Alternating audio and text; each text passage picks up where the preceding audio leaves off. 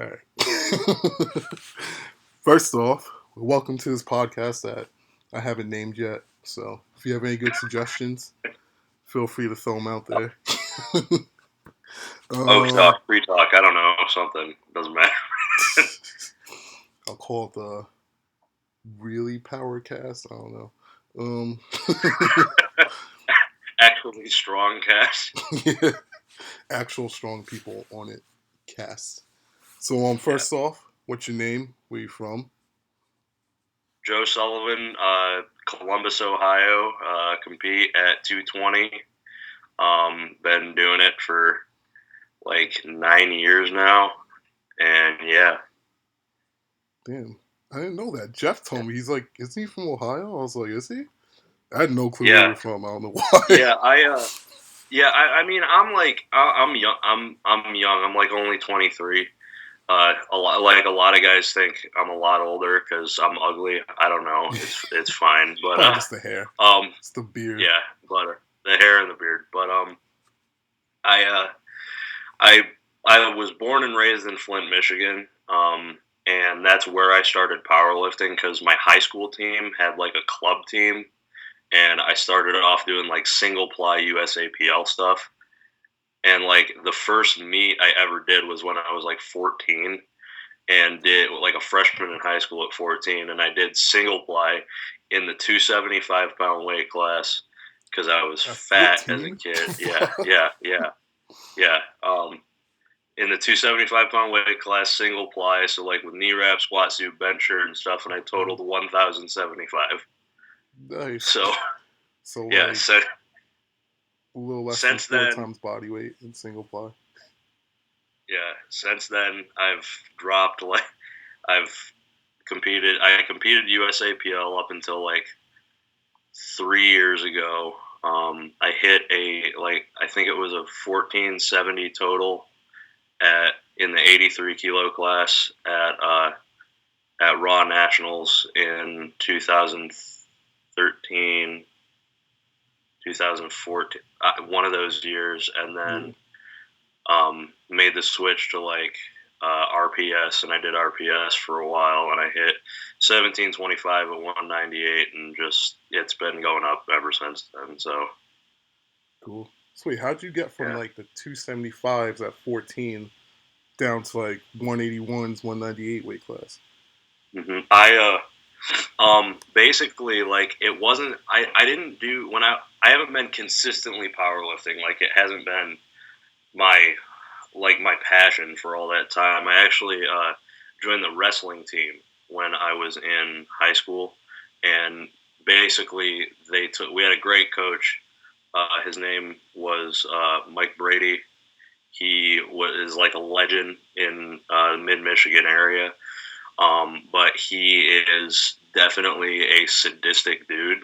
I still remember. I still remember coming home like as a 14-year-old, just like soft little dude, like 2 inches shorter than I am now, just like with tears in my eyes, my lips all bloody, and I'm just like, Coach made me cry, like just shit like that. And but I wrestled all 4 years of high school, and I basically just I'm probably like one of the first people that have ever downloaded MyFitnessPal. I should like reach out to them about a sponsorship, but I've used them forever, like literally since like sophomore year of high school, which was like 10 or like 9 years ago or whatever. But Yeah. So, you, like, really on top of, like, your diet and your calories, your mhm. macros, everything? Yeah, back then I was like I mean I still track. Now it's a lot looser because like doing it for that long, Yeah, you can what you're kind of just eating. It's tell easier to without like really. Yeah. yeah, it's easier to ballpark. But back then, like I was super serious about it. Like I dropped a bunch of weight, like, and I lost close to 100 pounds because the heaviest I ever weighed during like my childhood obesity phase or whatever you want to call it, Yeah. I was like 272 for football weigh-ins my freshman year of high school, and then the lowest I ever got was for the regional wrestling tournament my senior year. I was 168.9. Really, yeah. So a little over 100 pounds. That's But overweight. yeah. The only thing is, and I mean, like, you look back and like hindsight is 2020. Like, I wish I had been lifting with like the intensity and like education that I have been. I can do now because like I was a typical high school dude. Like, I wouldn't train, I wouldn't lift all the time. I'd like lift during the season or like during the Yeah, off and then season. But then kind when of I like disappear. would actually, yeah, when I'd actually go like get in season or like want to hang out with my friends, that it'd be just like, I'm not, I don't want to go to the gym Yeah, type that's of how I thing. was for a long time. Especially like after college when I was kind of not knowing what I wanted to do. And I was just lifting for the hell Hmm. of it. It's like I'd lift for a while, I'd disappear for like 6 months, but eventually I just kind of Yeah, consistently like kept going because I realized I don't know, I kind of realized when I had those periods where I didn't go to the gym, I would just drink too much and shit, and like I was like, this yeah, isn't good. I should probably just work out consistently and not be an yeah, alcoholic all the time. yeah. And that's like how I was because in high school, I like my mom and dad don't come from. My girlfriend is naked in our kitchen, so that was distracting. Just walks by, I'm like, okay. But I don't like my parents. My mom was sick as like when I was a kid. Well, I'm sorry, I drank your milk. Whatever. It's she's just walks by and holds it up. But my mom was sick as a kid, like when I was growing up. I'm actually an only child because she was so sick. Like when she was trying to get, my dad and her were trying to get pregnant. She was a type 1 diabetic since 6 years old, since her 6 years old. Um, and then by the time I was like, I think I was in like fourth or fifth grade. It was like 2005 or something. She went through 100% renal failure.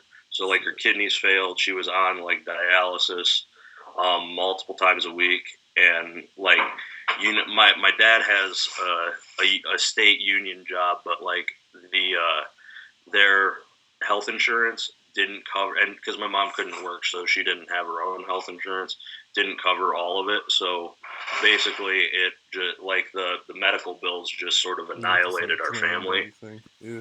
Yeah, yeah, yeah, and we like went through some like hard times, like just stuff, typical stuff you can think of, like just not having a lot of money for food and like getting like moving around and stuff. And I like lived with my grandparents for a while and stuff like that. But I started working when I was like also 14. So that's another reason why I would fall off with the whole lifting thing. Because a friend of mine, his dad is the CEO of a HVAC company, so like heating, ventilation, and air conditioning. And they basically would just, I was like a gopher. Like I was just like, Yeah, it whatever they was needed, my it's like title was that's a a good. service tech assistant, but I would literally just like follow one of the technicians around, get paid like $10 an hour under the table, and like work 60 hours a week just to help my parents and stuff. But high school was weird because that was like it that was like it got like real bad for a while there. But they're like my mom actually, like, it's actually a good story or a happy story or whatever. Because and if you're not an organ donor, everybody should be an organ donor. So if the one thing I can put across in this podcast or this talk is just like, just fill out your fucking organ donation card because and donate blood, because my mom actually is a double organ transplant recipient. She Yeah. got a kidney and a pancreas from a girl that died. She died in a car accident, like a drunk driver killed her, but she was big organ donation proponent. So saved my mom's life. Awesome stuff. More medical bills, yeah, but I mean, I'd I'd trade like poor financial position for having my mom still around Obviously. like any day of the week. So it's pretty cool. Yeah. But yeah, high school. Damn.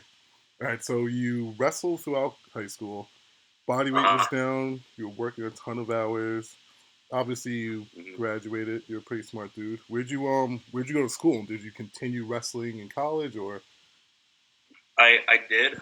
For the first year of college, I actually went to John Carroll University in Cleveland, Ohio. It's in University Heights, Ohio. It's just outside of Cleveland.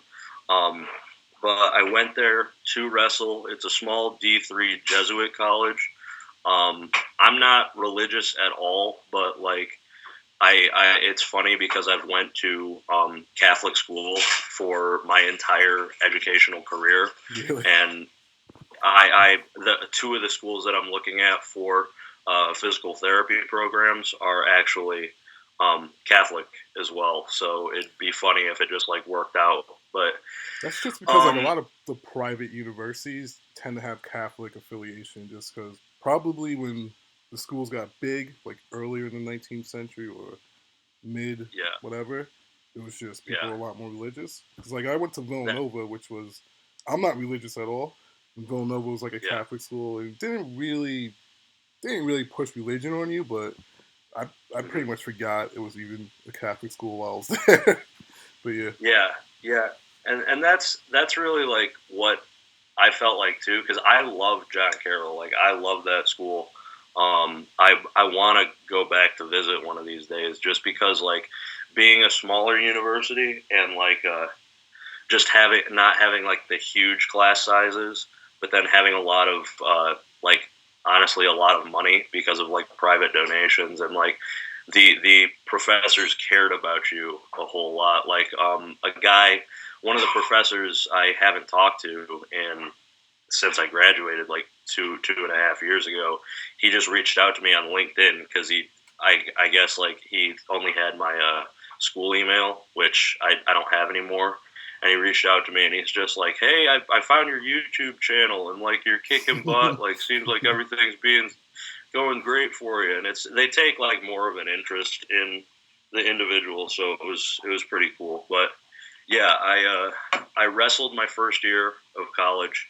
I went to John Carroll because they recruited me to wrestle, and they gave me some really good because it's D3. They can't do sports scholarships, but they basically gave like worked it so that I got a lot of academic scholarships and a lot of financial aid. So they made it worth my while to go there.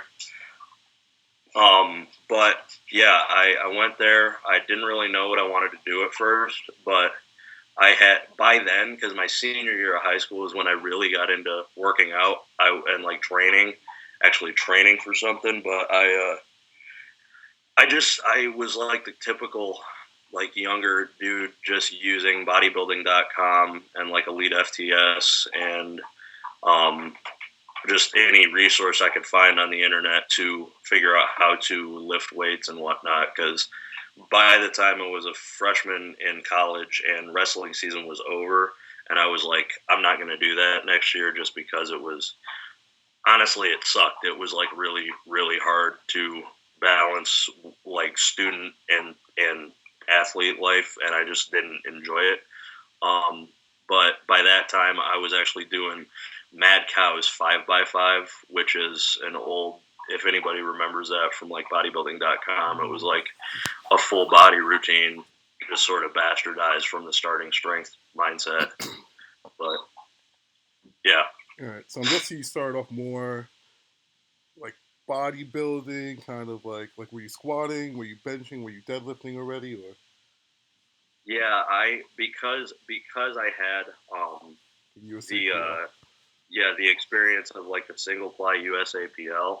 I knew that I wanted to do stuff that was like more powerlifting oriented, and I started squatting. I literally ran Mad Cows. Like my dog is eating an avocado shell, like licking it, and he's being really loud. So if there's a weird noise, that's what that is.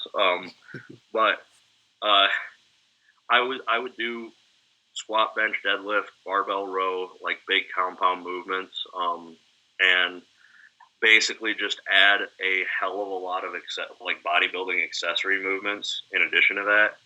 So kind of like power And building. I, yeah, just like power building. Like and that's the perfect word for it, because I followed Lane Norton's FAT, that power hypertrophy adaptive training, for probably like the entirety of like my sophomore and junior year of college. Well, not junior year, but like entire sophomore year of college. And I like, but going back to freshman year, I was like, I was doing it, and I kept a log on bodybuilding.com. I could probably find that. I don't know. But I was pretty strong, I was like pretty decently strong. And I was like, man, powerlifting was fun when I did it. Maybe I ought to give that a try again. And I found a meet, like I went on Powerlifting Watch, and I found some USAPL meets in the area. And I every year of my college career, except my senior year, I did the Battle of the Great Lakes in Cleveland, or in Bedford, Ohio, which is like 20 minutes south of Cleveland. And just because, I was like, man, well, I started off lifting senior year of high school, like typical mindset, like I want to look better for girls and like give me confidence and whatnot. But then I'm doing squats and benches and deadlifts, and I'm like, man, I'm pretty decent at this. Maybe if I'm not wrestling, I want to do something competitive still. And it just sort of fell into place that way. And then ended up, my junior year ended up getting good enough that I qualified for nationals, and I went to the year it was in Orlando, Florida, Raw Nationals, when Raw actually started like sort of blowing up in the USAPL. Gotcha. Rather than like, because it was like single ply a lot, but yeah. All right, so let's fast forward, because when I first I'm trying to think when I first heard of you, because other people kind of knew, but you kind of popped up. It was obviously before Record Breakers. I don't know if it was before. You didn't do Boss of Bosses last year, right? I think it was like right around that time you started posting a lot. I think you were like coming back from a bicep tear, right? Yeah. Mm-hmm. Yeah. So going like reverse from now, I'll start at a pretty like pivotal thing that happened, because August 2015, I think. Yeah, August 2015. Like so the summer after I graduated college, I moved to Columbus, Ohio for a job opportunity. And I was not competing USAPL anymore. I had hit a 1725 total. Before then, I had competed in Raw Unity that past year. I think it was Raw Unity either 7 or 8. And I was doing all that stuff. But I kept trying to like make 198, and I was sort of limiting myself in that. So I signed up for an RPS meet. Well, how far? What were you cutting from to try to get to 198? Usually like 220, like nothing outlandish, but I was still in that wrestler to begin with, right?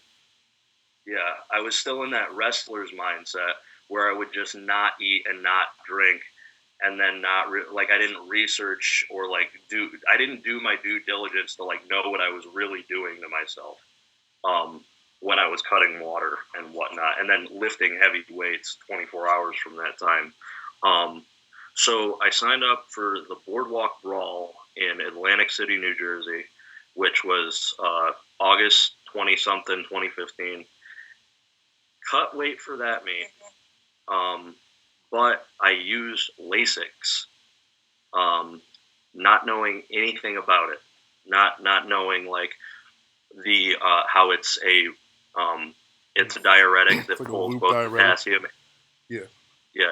It pulls both potassium and sodium from your body. So if you don't replace those properly, you can really, really mess yourself up. Yeah. Long story short, potassium right away. So you actually you're like supposed to load potassium a little going into it, and then keep it in just so. Yeah. Yeah, and I had no idea what I was doing. I was just like popping them because it makes you pee, and I was like, I gotta make weight. And I did that, and day of the meet, I wake up, my all my muscles are shaking. I feel like I feel so weak. I feel like weak as a kitten. And I was like, what the hell is going on? I have no idea what's going on. I end up competing, and I only hit my openers on all my lifts. I get a 1670 total, which is like, at that time, was like 90 pounds worse than my best total. And I feel awful. I feel like somebody literally like beat the hell out of me, and I'm have no idea what's going on. You can go back and look at pictures that I'm still tagged in. I was pale, faces sunken in, looked awful. Um, but long story short, go back to the hotel that night. We were going to fly out the next day. Um, I end up losing muscle control. Like I literally went through Just like muscular twitching. paralysis. Yeah, I would stand up and my legs would give out. My knees would collapse in like knee valgus, and my hips would shoot back, and I literally couldn't stand. And I got to a point where I was texting my current girlfriend, Skylar, because we were still like in that talking phase. We had just like hung out and like I'd stayed over or whatever. But like I was texting her, and I'm like, "Fuck, I can't. I gotta let you go. I don't know what's going on. I think I'm gonna go to the hospital." And ultimately went to the hospital because I couldn't walk. My dad pushed me in an office chair down to the hotel lobby, and I had to get an ambulance drove me there. Went there, had a severe potassium deficiency. My heart was had like it was arrhythmatic, like arrhythmia. So my heart wasn't beating properly because my electrolytes were all screwed up, and I induced rhabdomyolysis or rhabdomyolytis or whatever you want to call it. Mm. So my muscles had started to eat myself, and I was like peeing blood. So it was terrible, dude. It was like I was in the hospital for 4 days. I literally almost went through like tachycardia, almost like really, really died. So that like that freaked me out, and but it was better for me in the long run because I came back to Columbus, and I basically like right after that, Skylar and I started dating because she like was really there for me during that time. It was really cool because she was like really just really selfless because I couldn't work for like 2 weeks after that because I was all kinds of messed up. But after that, I was like, fuck it, I'm not going to continue to cut weight like that. And of course, I researched everything more, so I understood what was going on. But I was like, I'm not going to do that. I'm going to go up a weight class. I don't even know if I'm going to power lift anymore. Like, I'm just going to eat, have fun, and lift weights because by this time, like, lifting was such a part of me, I couldn't imagine doing anything else. But I literally just, all I did for like the next, that entire summer after I took like a month off just to recover. But that entire summer and like into that fall, all I did was eat and lift and like just put all of my energy towards that. Like literally everything that I was. Like Skylar would. I don't know. I don't know why. I don't know why she loved it. Like she'd be better to interview at this point, but she was like she. Just, I think she just liked having me be like happy because I'd go to the gym every day, and I'd eat like it hilarious how much I was eating, and not like I'm gonna have 400 grams of dry white rice. I was like, I'm gonna literally do like a Lehman bulk, like bulking, like literally just eating like shit, but then training so fucking hard that I didn't store a bunch of fat or store too much, you know. And she'd literally come home. She's a bartender, like I said. She'd come home from work at like 3 in the morning. There's a 24-hour donut shop, like Nice. just probably like 5 minutes from our house, like on her way home. And she'd stop there, grab like half a dozen donuts, like crawl up into bed and like push me. be like, hey, I brought you stuff, and I'd wake up and just be like, oh, donuts, and then like we'd either hang out, she'd tell me about her day, or whatever, and I'd just eat donuts, and then wake up, and she'd pack my lunch for me, and like all that, just awesome girlfriend. Like she'd trap me basically, so like I'm in it forever now because she was so great to me. But she still is great to me. But like she'd cook all this food for me, and I would just train a hell of a lot, and then I got up to like 240, 245, like probably like 250 at my highest, and I just lifted like crazy. Like prior to this, in the 190, I still remember because this was only like, I think this was only like 2 years ago, because I've gotten really really strong really really fast, like when you break it down. But like 2 years ago, my best meet squat and my best gym squat was 630 pounds at 198. There was a gym session where I went in there, and it's still on my Instagram. I looked at it the other day because I was like making a point to somebody about gaining weight, making you stronger and whatever.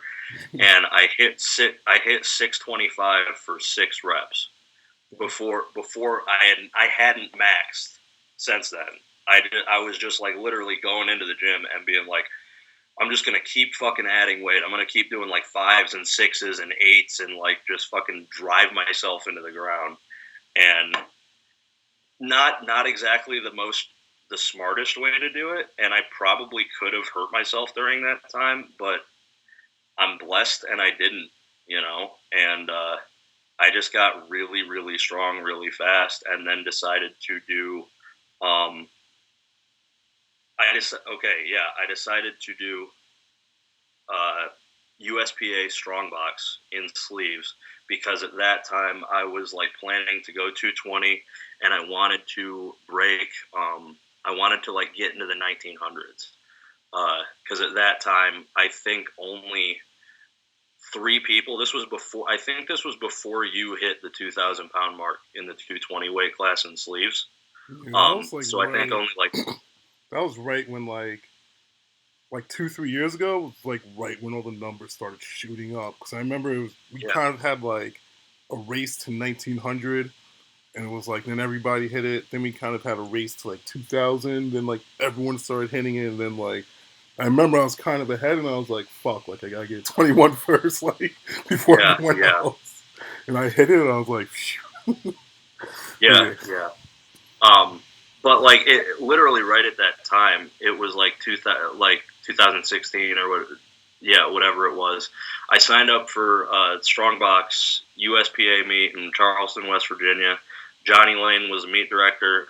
Great guy. If you ever have the opportunity to go to his meets, I strongly recommend it. He's awesome dude. Competed with Pete Rubbish that day, Rubish, and he didn't know who I was prior to this meet, but he started to investigate who I was, and that's really what I credit with like my sort of like own pushing you. presence. Yeah, like getting a hell of a lot bigger, because prior to that, I probably had like 1,000 followers or like 1,400 something like that on Instagram. After that meet, I was like in the 5,000s, and like, well, like probably not like 5,000, but like 3,400, 4,000 ish, and because he posted about me and he was like, who the fuck is this guy? Like, he came out of nowhere, because in that meet, my training had gone great, but I was still self-coaching. I didn't really have any idea how to really peak. I just didn't. But I ended up hitting a 737 squat in the 220 weight class, a 485 bench. And then the reason that I didn't like shake up the world or whatever as much as I wanted to, that one, is because I bombed out on deadlifts.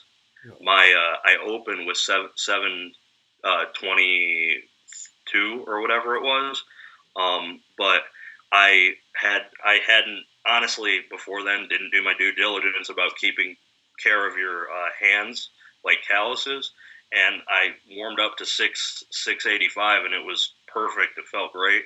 But then I stood up with my opener, and like the entire pad of my hand ripped open. like right at the top, and I just couldn't hold on to anything after that. And then that meet, like that opener would have put me at like a 1920 total, I think it was, or something like that, in sleeves, and that would have been great had I hit it. But then after that, I just kept training. I was bummed that I missed it, but then I was like, all right, I'm gonna come back, do another meet, and I was training for it, and I'm like, I'm never gonna let grip be my issue again. So I was doing axle deadlifts Yeah. like an idiot, and I was doing axle pulls, and then this bicep decided to blow up and roll up into my shoulder. Shit. So I had to get the distal bicep tendon repair surgery. Um, and so I went from like a bombed out meet to an injury. So it was just sort of like shitty. And I just had a string of like bad stuff happening. So it was like really discouraging. But I ended up like, I was like, I'm not going to let this stuff stop me. Like, I honestly, like, I really, I don't know if it's callous to say, but like, I want to be the best in the world one day. I think we all do at this level, and I was like, I'm not going to let this shit stop me. Like this, I'm meant to do this, blah, blah, blah. And, I had the surgery. I did the rehab. I came back from it, and then I did record breakers at 242 and hit a 2,006 pound total. So, basically, it was technically at that time like a 380 pound meat PR because I had that string of Yeah. like And I remember like leading bad into meat, that bad meet, meat. I thought you were gonna do much higher, but I knew you were kind of like worried about the biceps still and all that. So I was like, but I thought you were gonna go Yeah, like high 2000 probably. yeah, and that would have been great. It was just because, like, honestly, because I had so like bad meat, bad meat, bad Yeah. meat. I was like, I'm just gonna frickin' sandbag, like, not sandbag, but like just play with my cards a lot closer to my chest, because I was like, I just want to have a good day, Yeah. And then I literally got to the deadlifts, and I don't know. I don't remember. I don't think I talked to you about it because you were probably in the zone. But I think I talked to Jeff because he gave me liftoffs that day. Um, I was literally like, I'm having like a fucking panic attack because like I'm like, am I going to be able to hold on to it? I don't know. Holy shit! Like, yeah, and because like I blew my bicep up, my grip was fucked that last meet, or like the meet before that, and all that stuff. And but then I ended up doing it fine, and I had a lot left in the tank on both bench and deadlift. But I went 9 for 9 that day, and that's really what I went to that meet for. I wanted to, rather than just being a strong lifter, I wanted to sort of become a good lifter. Because like I had always been a strong lifter, but I had never been able to put it together on the platform. So I was like, that's what I needed. Like, based on like what I want to be and what I want to be as a guy that puts up like record breaking totals and whatnot, I was like, I have to do it. I have to be smart about this, and Yeah, that's kind of did my that. thing. Like Yeah. from the start, I was always kind of like just consistently like just add pounds every total. So I never really was one of those guys that would take like 50-pound jumps between attempts, like all that crazy shit, just to Mm-hmm. try to hit like the biggest total. I would always try to just Mm-hmm. like add to my total, because in my head I was like, if my total keeps going up, at some point everyone else is they're gonna get injured, for whatever reason, their totals are gonna stop. And if my total keeps Mm-hmm. going up, at some point I'll be number one. That's kind of my plan of attack. Yeah. Yeah. And I did think the same thing. It was just like, I don't know, each meet day I just had some type of Yeah, flub, and it was just like not a string of bad luck, but like a string of bad decisions or like mistakes that could be viewed as bad luck. But then it finally came together, and since then, I mean, I hit 2006 at record breakers, and then put knee reps on, because this was my first for the U.S. Open. This was my first training cycle in knee reps. I had never used them before.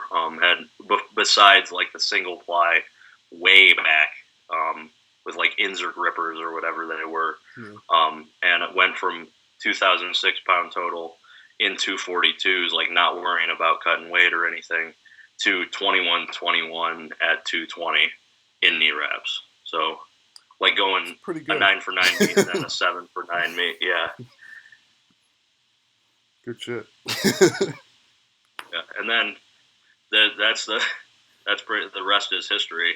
Like we're only gonna see where I can go from there, I guess, because I like the judging was strict as hell at the US Open, which was awesome. I'm glad it was, but I've talked to Sam Bird a couple of times over the course of like the past year.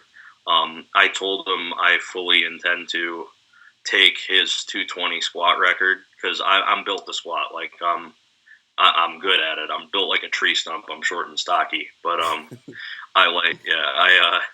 I told him like I want to take your squat record. It's 9:15 right now, and I want to walk it out and like bury it. So that's a big thing that I want to do, and I just want to keep adding to that total because the 21:21 put me at number 4 on the all-time list on Michael Soon's whatever on Powerlifting Watch, like the best of the or whatever it is. But it's like next guy ahead of me is Jeremy Hamilton, who I've always idolized. I talked to him a bunch. Like I love that guy. And then you're ahead with a 2150 or whatever at Boss of Bosses, and then Yuri Belkin is ahead of that with the 2193 or the 2197, whatever he hit for that world record total. He hit the same thing twice now. He hit it at Boss of Bosses, and you just hit it in Russia. Like when he went for that record. Yeah. But just like you have always done it. Now it's just a matter of like putting pounds on the total. Just staying injury free and putting pounds on the total and just inching my way up. Ideally, unless you decide to come back to 220 reps, which you're still. Which I know I watched that video. It's like I know you want to go sleeves, but I know if the way you are, like the whole competitive mindset, like everybody is at this level, it's like, no, maybe I should throw wraps on. Like everybody's getting stronger there. I could do that. I could do that. No, it is. I definitely squat better in sleeves, and I don't get that many pounds out of wraps.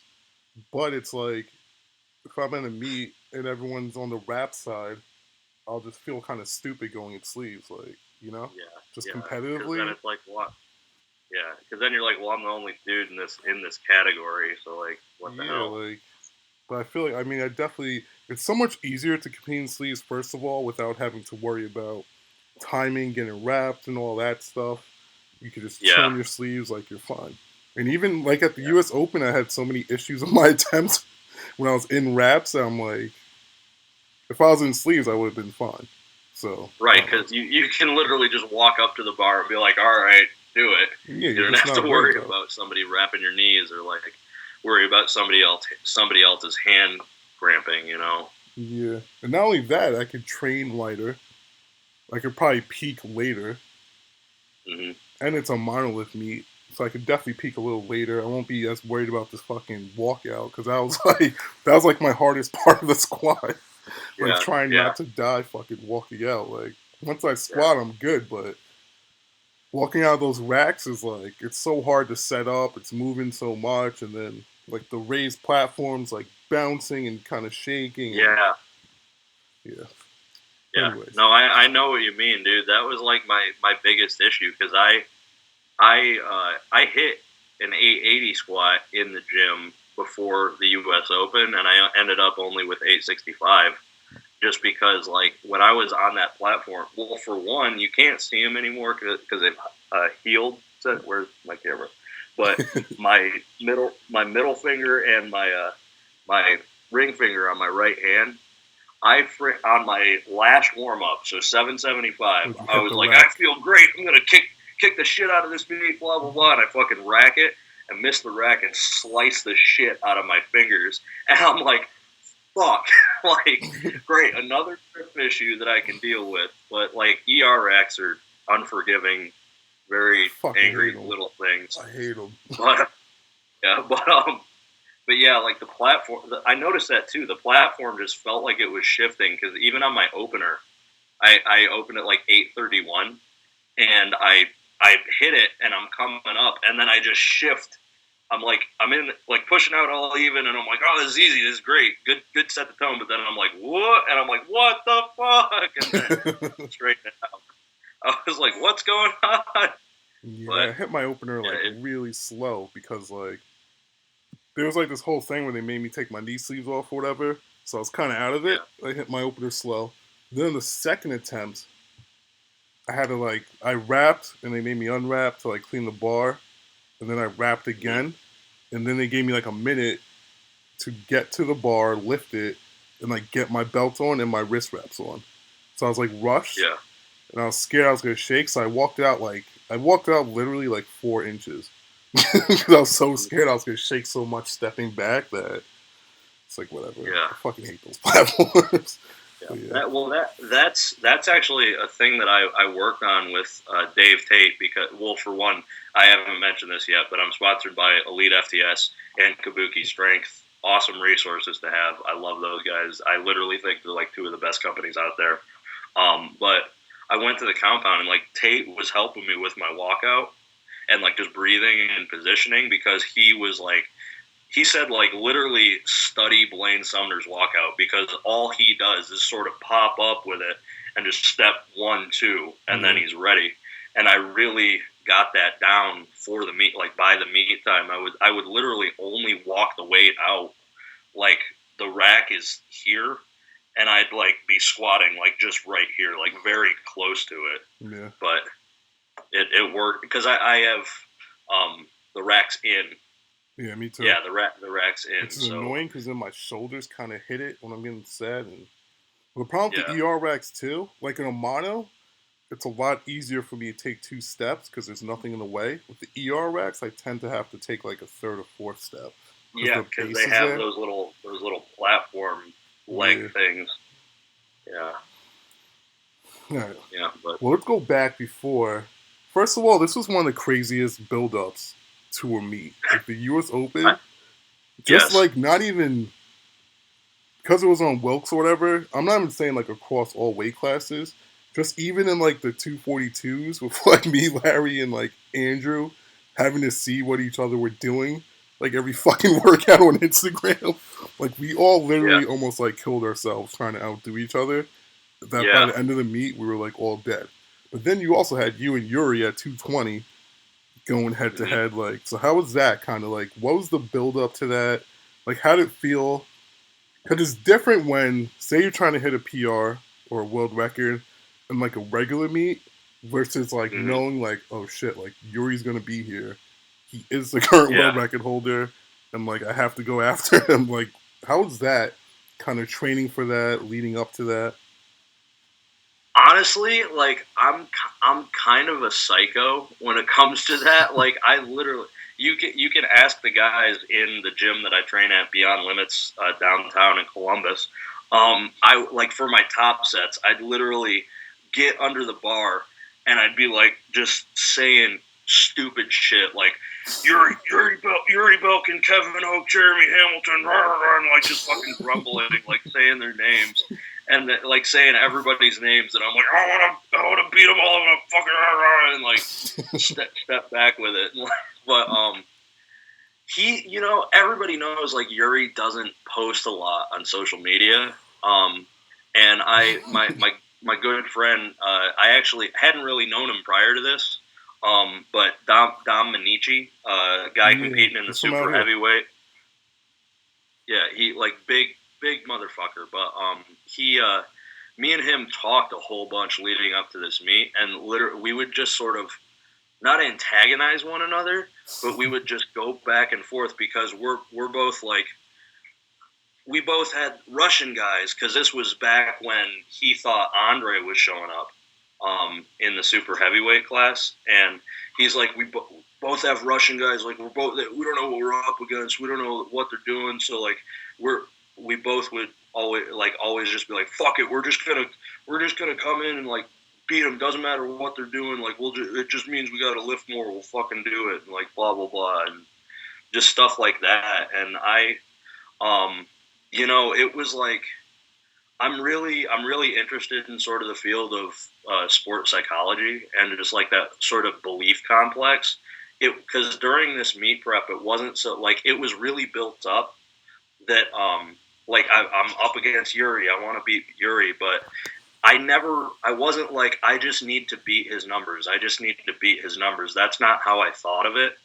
It was more so, I'm going to put all of my because I upload like, my Instagram is literally like my video training log. I put a lot of videos on there just to keep track of stuff. But I was like, I'm going to be the guy to put like my full cards on the table and just literally just be like, all right, take it from me.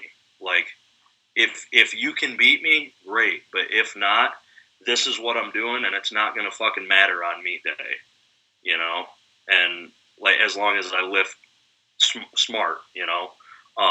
And that's really what it was. Like, I didn't know, because I would have never competed at a meet like that level before. I didn't know whether I was going to, like, get stage fright or like panic or whatever. Like, but I was up, like, I just didn't know until the day of the meet, and then like you're in the back room, and like we said hey to one another. Like, I was talking to a couple other guys. I had Charlie Jung and Dallas Norris and Courtney Norris. My dad was there. My girlfriend was there.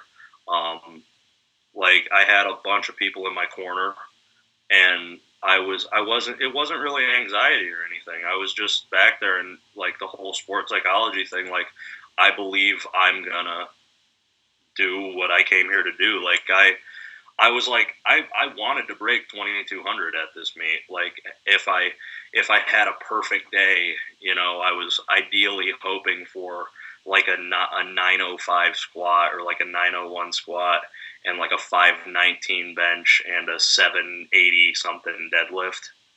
But it never works out like that. But I was like, I'm going to do this. I'm going to do this. I'm going to do this. And then I came damn close to doing it. And it wasn't nerve wracking at all. Like, I was literally up on the platform, and I'm like, I'm all about, like, I actually just put a blog post up about like positive self-talk, and like, rather than being like, oh, you're a pussy, like, go lift the weight, don't be a pussy, you know, like all that negative stuff. It's like talking to yourself, or like having that inner monologue. Like, I was up on the stage, and I'm like, I am meant to be here. Like, this is what I'm meant to do. I am supposed to be here. You know, I can do this. And I was up there, and I felt sort of at home. You know, I was up there, and I'm like, this is what I'm supposed to do. Like, and I was just super excited. It wasn't like fear or nervousness. It was just like excitement and like arousal that entire day, pretty much. So, yeah. Yeah. I usually go with the Kirk Kowalski, like, don't fuck up for 20 seconds or like whatever you said. Like, that's always my thing. Yeah. It's weird. Like, before lifts, I actually go through like two phases. It's like, first, I just get myself really hype, where I'm not like, the things I'm saying in my head like don't make any sense at all. I'm literally just like trying to hype myself up. But then like I kind of like calm myself down and just think like, do it correctly. Because at that point, it's like I'm already like hyped. So it's like, then I could just be like, focus. Just do it right. Mm-hmm. Don't think about like moving weight and all that shit. Like, just do it correctly and you're good. Yeah. And that's how I am too. Like, back like 2 years ago, I was the guy that would like get all fired up all the time. But like now, I really get like, I get fired up during training, but then at the meet, I'm like, you've done everything correctly. Like, you haven't missed reps this past training cycle. You haven't been cutting depth. You haven't been training around an injury, blah, blah, blah. Like, it's just another day, you know? So it just like calm confidence, sort of like being cool and collected, but then also having like that focused energy. True. All right. Well, I think that might be enough. It's the official cool. First episode. Right. If it sucks, it might be the last episode. So, oh, no. Hey, that's fine. I'm But sure. I'm sure people. What you got? Like a lot of people that enjoy talking or seeing you talk. I don't know. I don't know, I guess. But I'm just. I'm glad I didn't break your camera. You know, with this beautiful face. it's an But Apple. It's pretty tough. It goes through some tough. It goes through some tough porn, so you're fun. yeah. Yeah. But any shout outs you Well, want to give, like sponsors? I know you do programming, all that fun stuff. mm-hmm. Yeah. Basically, check out my training log on Elite FTS. It's just under blogs, and my name will pop up there. If you want to follow me on Instagram, it's Joe Sullivan Powerlifter, Instagram.com/Joe Sullivan Powerlifter. Just Joe Sullivan on Facebook. Hit me up there, and then email that I use for training inquiries. And I have I'm a certified strength and conditioning specialist with the NSCA. I also work in medically integrated fitness with geriatric population. That's like that's my career right now. She's naked, so okay, I don't know if she's good. But I have degrees and certifications, all that stuff, and if you want to hit me up for that, just do it on Instagram, Facebook, or email josephsullivan93@gmail.com. And I just want to thank Elite FTS for all the information they've provided me with, all the help they have. Supply me with knee wraps and basically anything that I can ask for. And then Kabuki Strength. I haven't actually made an official announcement about this yet, but I will probably after today, because that's who my phone call is with later. They're going to be handling my coaching. I'm going to be actually accepting a sponsored athlete position with them. Cool. They're awesome people. The guy that owns my gym is, I think, the same type of situation. So I know he's coached by them. He's happy with them. So that's cool. Yeah, they're awesome dudes. They've been like a fantastic resource for me to have. And I want to thank anybody that's tuning in. Just thanks for all the support. Like, I generally receive pretty positive stuff on social media. I try to be like the whole everybody love everybody, but then don't put up with any bullshit type of thing too. But thanks for that, everybody. And I want to thank Skylar because she's awesome. She's got a little head cold. And also, I sound really cool right now. You do. You're also naked, so I don't want to get it removed from YouTube. But anybody that supported me over the years, it's been a pretty awesome journey, and I'm excited for what's in store, especially with the whole doctor of physical therapy thing. Cool. And it's a wrap. I'll see you around, Joe. Right. Come the boss of bosses. Right. God damn it. I'm not doing boss of bosses, man. It's too soon. It's too soon. Months. Plus, Yuri said he's not doing it. Do that USPA one. Do that USPA one in Louisiana. That's what we're doing. I'm just like, yeah, do that one, Kevin. Yeah, she's doing it. She qualified for the pro day. Why are you doing it? The problem is I have a weird thing where I can't announce 2 meets forward or fucks up my mentality. It's weird.